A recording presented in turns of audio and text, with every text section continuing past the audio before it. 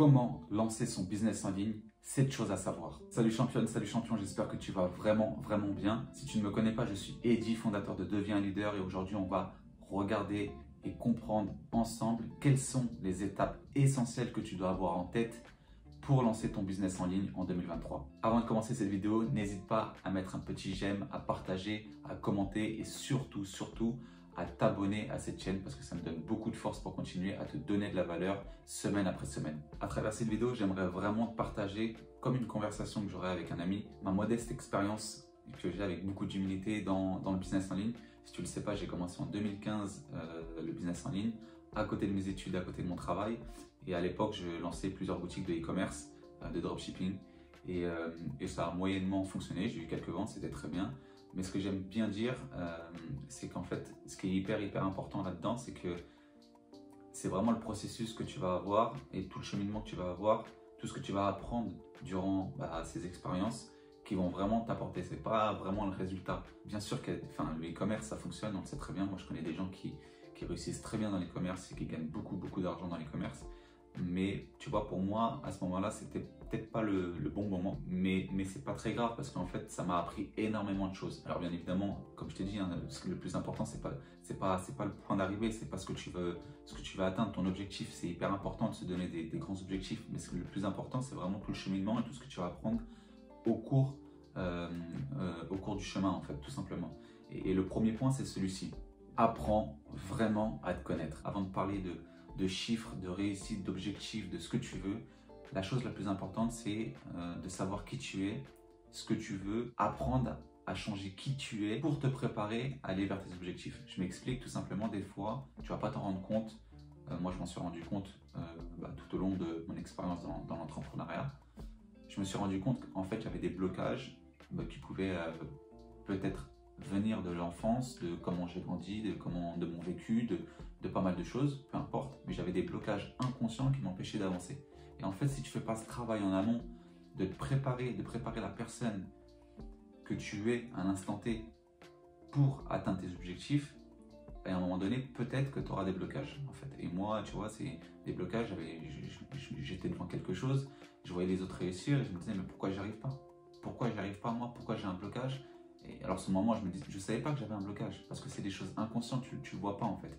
C'est des choses vraiment inconscientes et c'est là où c'est traître et c'est là où ça peut vraiment te faire perdre beaucoup de temps et te faire perdre même ta confiance en toi, ton espoir, te dire voilà, je suis juste teubé en fait, j'ai moins de capacité que d'autres personnes. Alors que non, c'est juste qu'en fait, inconsciemment, tu as des blocages.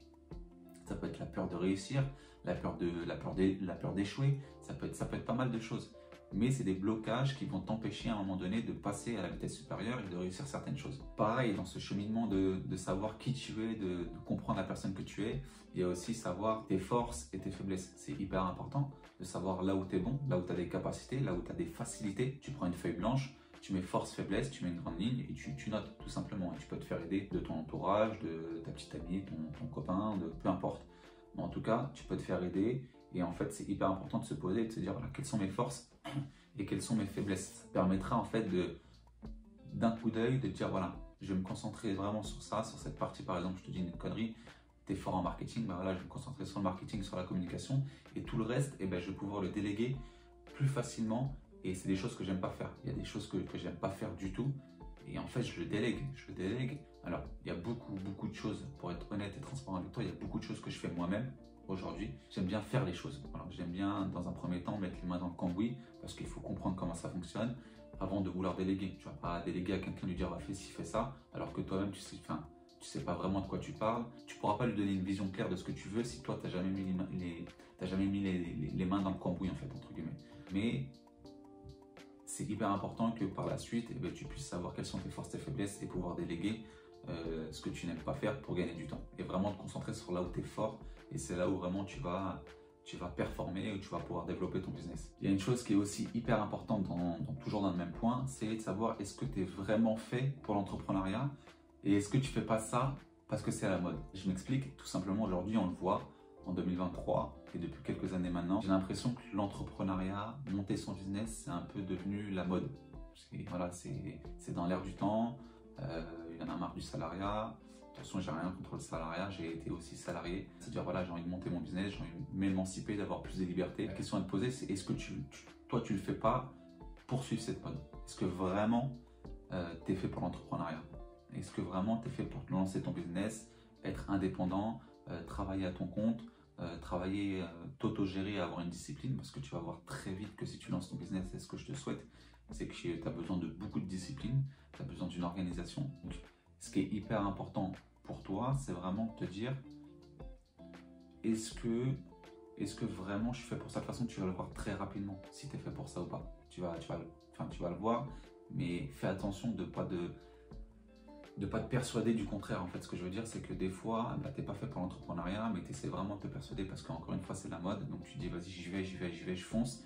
Et au final, tu n'es pas fait pour ça, en fait. Donc tu perds un petit peu du temps et il n'y a pas de mal, en fait, à être salarié. Encore une fois, moi, j'ai déjà été salarié.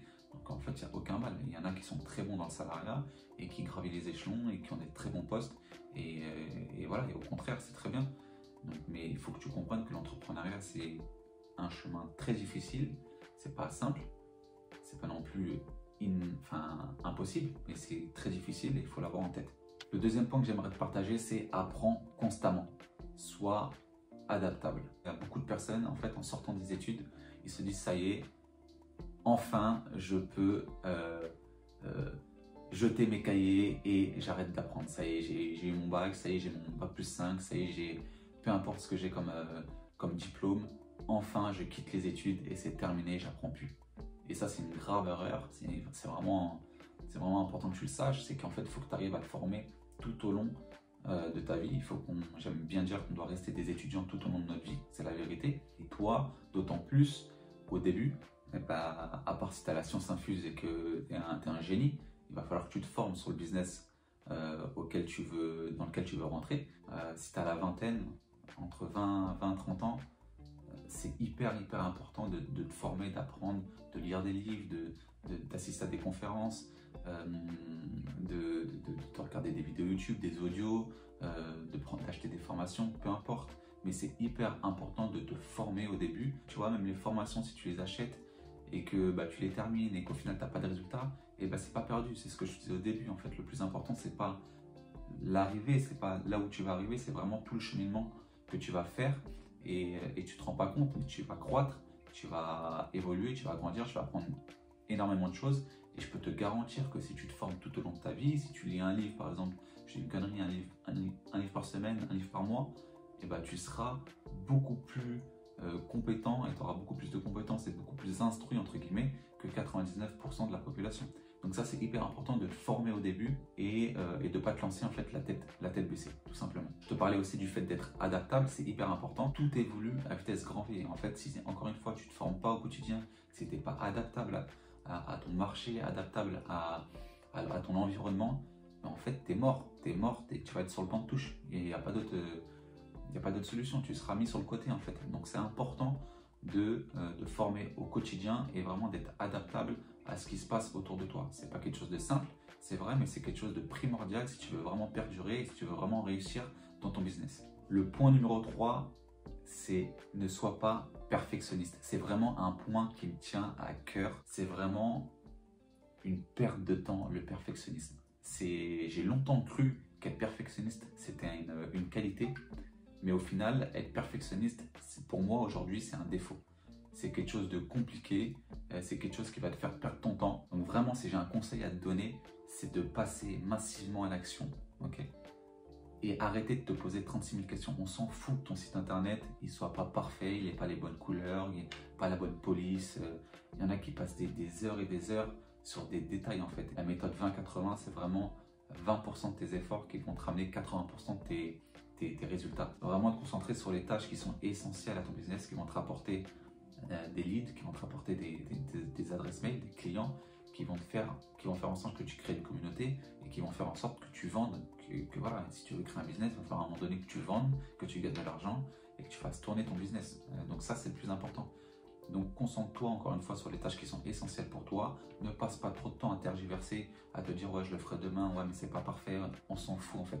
Lance-toi, fais les choses, concentre-toi sur vraiment les tâches essentielles et le reste, comme j'ai dit tout à l'heure, tu pourras aussi le déléguer parce que ça t'intéresse moins, parce que c'est moins, ça va te rapporter moins de résultats. Mais voilà, ça, tu pourras le déléguer. Le point numéro 4, c'est de trouver une idée qui répondra à un besoin. On a souvent tendance, quand on lance un business, à se dire je vais gagner tant d'argent, je vais gagner tant par mois, je vais viser le million. C'est aussi à cause, entre guillemets, du monde dans lequel on vit, avec les réseaux sociaux qui nous disent que voilà, la réussite, c'est tout beau, tout rose. En une semaine, tu lances un business et en 3 semaines, tu fais 1 million. C'est bullshit en fait, c'est n'importe quoi. Il faut vraiment que tu te concentres sur comment je peux apporter de la valeur à mon client. L'idée, c'est vraiment de te concentrer sur quelle valeur ajoutée je peux apporter à mon client et à quel besoin je peux répondre avec mon business, avec mon service. Gagner de l'argent, il faut que ça reste dans ta tête une conséquence en fait de ton business, tu vois, une finalité, tu vois ce que je veux dire?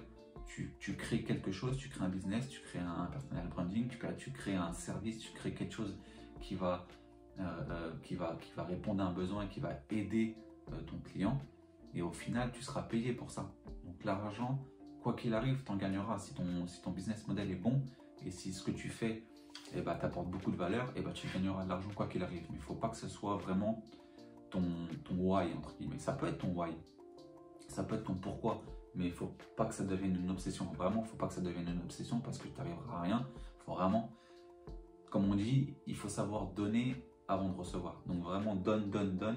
Et un jour, tu verras que tu arriveras à gagner de l'argent parce que tu arrives à apporter de la valeur aux gens et que tu arrives à les aider. Et le must de tout ça, c'est de trouver son ikigai. C'est tout simplement le fait de trouver ta raison d'être en fait. Un ikigai, c'est le fait de trouver un potentiel de marché qui va te rapporter de l'argent, quelque chose dont tu es passionné en fait. Et en plus de ça, tu aides les autres. Donc tu apportes de la valeur au monde. Donc en fait, tu arrives à gagner de l'argent avec ça. C'est ta passion et en même temps, t'aides les gens.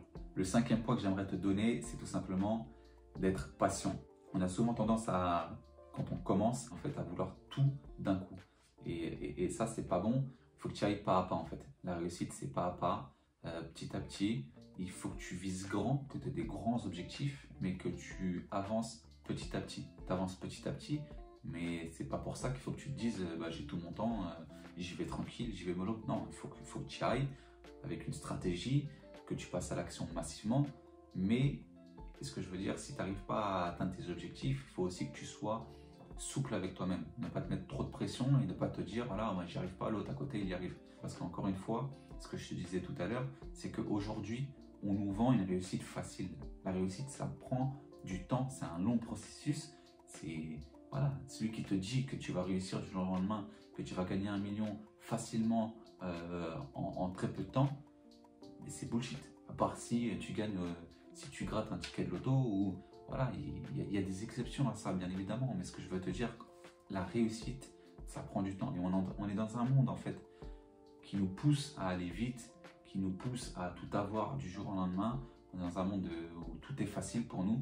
Hein, tu appuies sur un bouton, aujourd'hui tu as un Uber, tu as un taxi qui vient, tu appuies sur un bouton, tu as un gars qui vient chez toi, il te livre à manger. En fait, tout va très vite aujourd'hui. Mais la réussite, ça prend du temps. Tu vas avoir des échecs, c'est un long processus.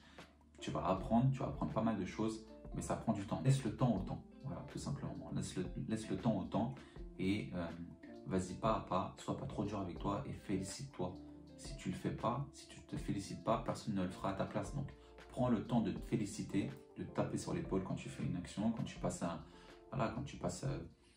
quelque chose que tu n'arrivais pas depuis quelque temps et que du jour au lendemain, c'est bon, tu as passé cette étape. Félicite-toi. Le 6e point, et il est hyper important et rejoint un peu ce que je te disais dans le point précédent, c'est rester focus. On a le syndrome de l'objet brillant. Le syndrome de l'objet brillant, c'est quoi? C'est tout simplement le fait de ne pas réussir à se concentrer sur un seul et même objectif et de toujours vouloir aller là où il y a de la lumière, entre guillemets. C'est-à-dire, je m'explique, tu es sur ton business, tu te concentres sur ton business, tu commences à avancer, tu n'as pas les résultats escomptés, et là tu tombes sur une pub, tu tombes sur un ami qui a un autre business que toi, un autre business model que toi, qui n'a rien à voir et qui commence à vraiment gagner de l'argent et réussir. Et là, tu es tout de suite attiré par ça et tu dis vas-y, au final, j'arrête tout mon business, je ferme tout et je vais voir mon ami ou je vais voir cette pub et je vais tenter un autre business. Je pense que tu connais ça, on l'a tous vécu, moi je l'ai vécu au début, pareil. Et en fait, ça c'est traite parce qu'en fait, tu ne termines jamais ce que tu as commencé. Et en fait, c'est pas possible de réussir un business, de réussir quelque chose si tu ne vas pas au bout des choses. Ça prend du temps. La réussite, ça prendra du temps. Les exemples que tu dis sur Instagram de réussite ou quoi, ils n'ont pas réussi du jour au lendemain. Je t'assure qu'ils sont passés par la traversée du désert, par des choses difficiles. Et ça prend du temps. Ça prend du temps. Ta réussite, elle ne sera valable que dans le temps. C'est-à-dire que si dans 2, 3, 4, 5, 10 ans, tu es encore là, là, on pourra dire que tu as vraiment réussi. Ce que je veux te dire, c'est concentre-toi vraiment sur ton business, sur ce que tu as à faire, reste focus, arrête d'écouter tout ce qu'on te dit. Voilà, il y a un nouveau business, tu devrais découvrir la méthode gratuite, la méthode incroyable pour gagner de l'argent en 3 jours. Laisse tomber tout ça, concentre-toi sur ton business, va au bout des choses. Je sais que c'est pas facile, je sais que c'est difficile, je sais qu'aujourd'hui c'est contre-intuitif d'être patient, de travailler. Aujourd'hui on t'envoie tout le contraire, d'être impatient, de dire t'as pas besoin de travailler beaucoup, t'inquiète pas en restant chez toi dans ton canapé. C'est bullshit tout ça, c'est des conneries, vraiment honnêtement.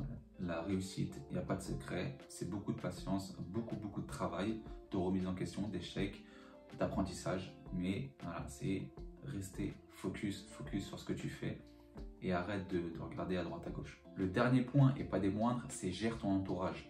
Il y a une phrase qui résume très bien ça et tu dois le connaître, c'est on est la moyenne des 5 personnes qu'on côtoie. Et c'est totalement vrai. Aujourd'hui, tu ne peux pas demander à quelqu'un qui est salarié, et encore une fois, j'ai rien contre le salariat, bien au contraire, mais tu ne peux pas demander à quelqu'un qui est salarié et qui a peur de se lancer à son compte ou de quitter son travail ou de changer de vie ou peu importe.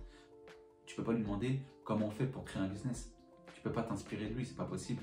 Ça ne marche pas, il y a quelque chose qui ne fonctionne pas, tu comprends. Donc en fait, il faut vraiment que tu t'inspires et que tu t'entoures de personnes qui sont comme toi dans la même démarche que toi et même des gens qui sont plus hauts que toi, qui ont plus de choses que toi, vraiment qui sont plus forts que toi, vraiment des gens qui ont même déjà ce que tu as en fait, tout simplement. Tu n'as même pas besoin de payer en fait, tu vas sur YouTube, tu tapes des vidéos, tu as ton meilleur youtubeur, tu as la personne qui t'inspire, ton mentor, il fait plein de vidéos et tu peux écouter ce qu'il dit. Il y a des cours sur les finances et il y a tellement de choses aujourd'hui gratuitement sur YouTube, c'est incroyable. Inspire-toi des gens qui ont plus que toi et qui ont ce que toi tu veux et tu n'as pas besoin d'avoir 1000 amis en fait. Tu peux avoir 2, 3, 4 personnes, même déjà ton compagnon ou ta compagne à la maison qui a la même mentalité que toi. En fait, déjà, ça peut suffire. Vous êtes deux, vous supportez, et voilà, c'est très bien. On est des éponges, donc il faut vraiment que tu fasses attention à toi et pas que tu prennes des ondes négatives de ton entourage.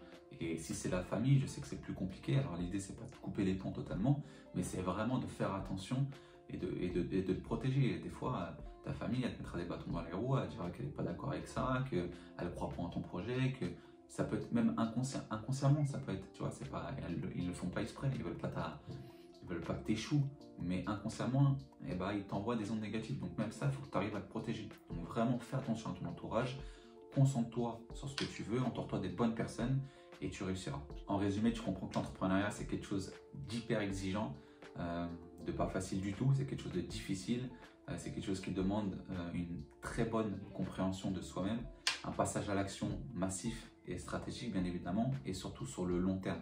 Ça demande du focus vraiment sur le long terme pour que tu puisses atteindre tes résultats. Donc, je te souhaite vraiment beaucoup de réussite. Merci d'avoir suivi cette vidéo et je te dis à la semaine prochaine pour une prochaine vidéo. Ciao.